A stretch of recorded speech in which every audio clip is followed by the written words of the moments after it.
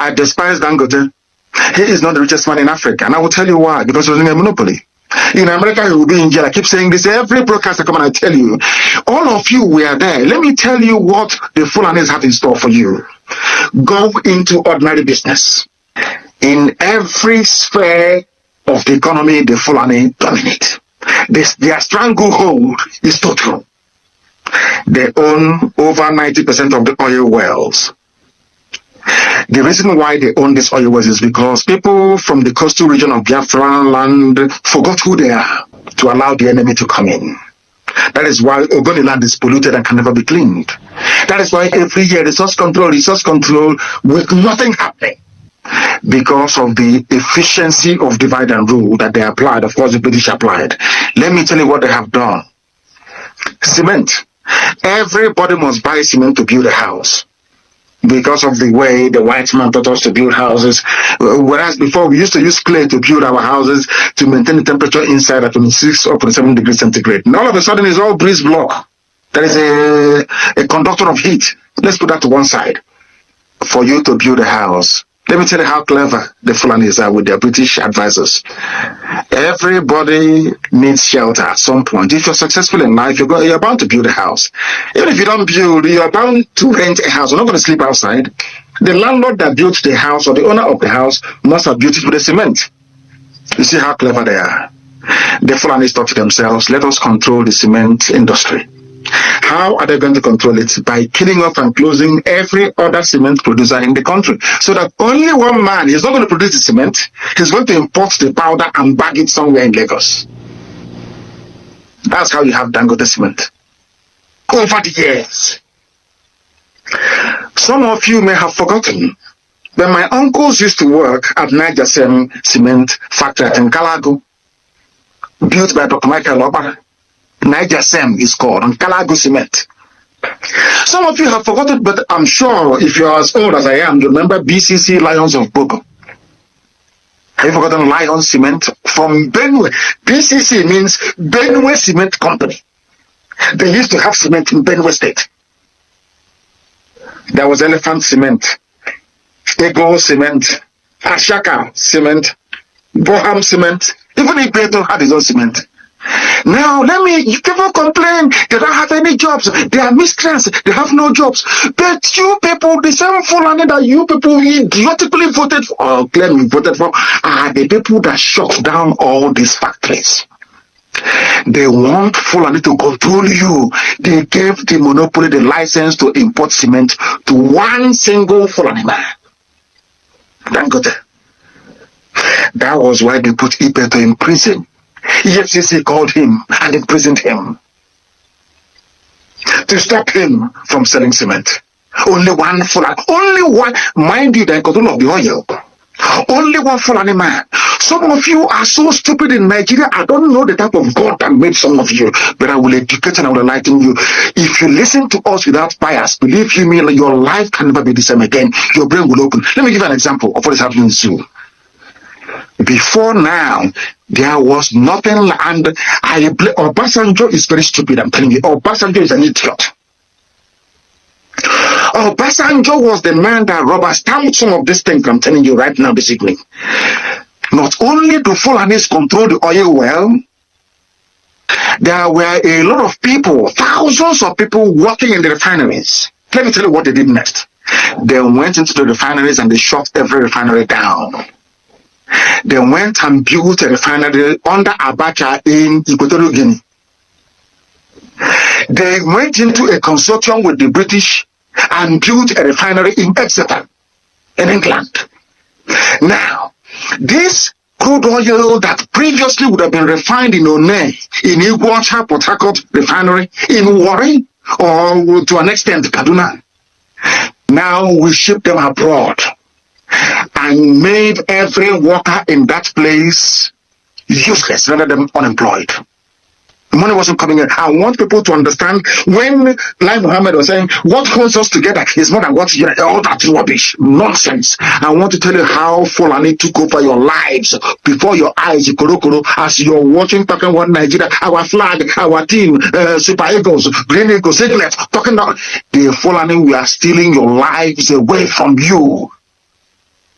before your own eyes. Fulani was not content in owning the oil wells. They shut down the refineries where our parents were working, where you could study petroleum engineering, graduate, and find a job to feed your family. That sector was shut down. Remember, they shut down the cement sector. It's very critical. Every day there's construction going on, isn't it? It's a very critical sector of the economy. Building raw materials, of course. Fulani, Dangote, one man. Now let me tell you what they did very cleverly. They kept the petrol. Not owning the oil well is not enough, oh. To tell you how much they hate you. They call you a Nigerian. Let's unite. They despise you. They hate you.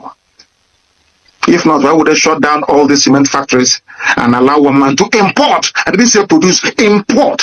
You will have limestone in Nkala right now in Ebonyi State rotting away. Shut down. BCC in Nuboko, shut down. Maybe you don't get them have taken it to repack, not to produce, not to manufacture cement, but to import cement powder and repack it. That's all that they do. And they claim they love you. They claim they want to see Nigeria progress. I am doing this program this evening to let the whole world understand that there is no basis for unity in Nigeria, because the whole thing is based on evil and wickedness. Why? Because Fulani people are not hardworking people. They can't wake up by 5 or 4 in the morning to go to work. I challenge anybody. All those factories that you see in Lagos, in all those industrial belts, I challenge anybody anywhere in the world to tell me if a Janjaweed can wake up by 4 in the morning to go to work in a factory. It's a challenge to everybody. Show me one. Now listen. They took over cement, which is very critical. They took over oil itself. The only way that people, private individuals, share oil wells amongst themselves. That is not enough.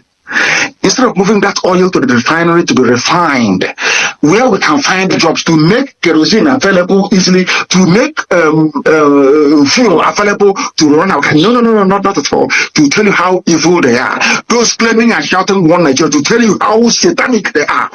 They moved all those jobs abroad by shutting down all the refineries that you have in your Zoom country. And who is the judge of NNPC? Fulani in the Kiari family. Understand? Now you see what they did. They now moved crude oil abroad to the refineries that they built with stolen money from the public coffers. It doesn't end there. Denying you jobs is not the end. It's not even their problem. Now to bring that refined petrol back into Nigeria, you will not pay subsidy again to bring back into the country what left the country for free.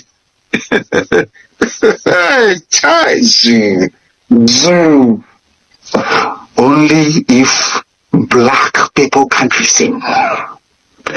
They took away cement sector, very critical in the building of an economy in the world. They took away oil, which is the only thing that you have, so to speak. They export it, they export it and they make money. They bring it back and you pay tax for it. Yet no refineries are working. That is how you have fuel subsidy. The meaning of fuel subsidy is that your refineries are not working. Not that they will not work if you turn them on, but because Fulani shut it down. Yet they will control your lives. 2 sectors. We must all eat, isn't it? Everyone must feed every day. You have to eat something. There is no food you cook in our land without salt in it. No. You must add salt now. It's normal. You cannot have tea in the morning without sugar. Dangote. Ordinary Indomie. Dangote. There was a Biafran I met in Netherlands. They want to bring Indomie into the zoo. I think he brought sample. They arrested him at the airport and put him in jail for trying to disrupt Dangote's stranglehold on the, should I say, the ready meal industry, pasta and all this other rubbish that people eat. Only them. Only them. You cannot feed without contributing to Fulani domination of your life. In religion, those of you who are Muslims, Fulani is number 1. Politics, they are number one. Army, they are number one. The police, they are number one. Everywhere, they are number one. Anytime you talk unity, they hate you, they kill you, they arrest you, they shoot you, anything that's unity. Because they know what they're benefiting. The final game is to hand over our land and our forests to their brothers and sisters from the Sahel. And it's happening before our eyes. One shut down refinery that could have employed millions of people. IGBO down, Warri down, even Kaduna. Who built Kaduna Refinery? It's not Obasanjo. They asked me, said he's diversifying the location of major industries. He wanted to please the Fulani masters that put him in power. They built Kaduna Refinery. You have to move oil all the way from the south to the north. They can pipe oil to the north and everywhere else, but they cannot pipe clean water to your homes. They cannot pipe gas to your homes. And they tell you, we protect one Nigeria. We are all Nigerians. We are going to make progress. Progress how? For how many years? How can you make progress by shutting down industries that employ people, rendering them unemployed, and importing into the country finished items and products that you could have produced in your country? Are you listening to me?